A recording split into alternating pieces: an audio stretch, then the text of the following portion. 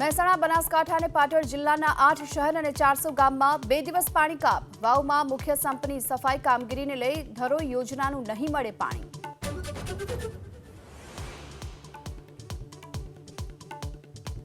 સતત બીજા દિવસે કચ્છની ધરા ધ્રુજી. સવારે 6 વાગ્યે 4 મિનિટે અનુભવાયો 2.6ની તીવ્રતાનો ભૂકંપનો આંચકો. દુધઈથી 28 કિલોમીટર દૂર નોંધાયું ભૂકંપનું કેન્દ્રબિંદુ.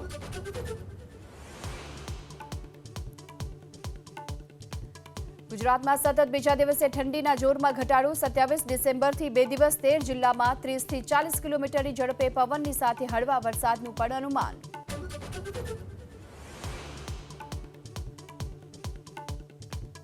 પગમાં નંબરો લખેલી હાલતમાં શંકાસ્પદ કબૂતર મળી આવ્યું. જૂનાગઢના માંગરોળ બંદરથી મરીન પોલીસને કબૂતર સોંપાયા.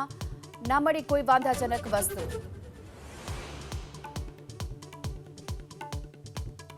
અમદાવાદમાં મનપાના પ્લોટમાં દબાણ કરનારા બિલ્ડર સલીમ ખાને દબાણ કર્યું દૂર. ધારાસભ્ય અમિત શાહની ફરિયાદ બાદ સલીમ ખાને જમાલપુરમાં મનપાનો પ્લોટ કર્યો ખાલી.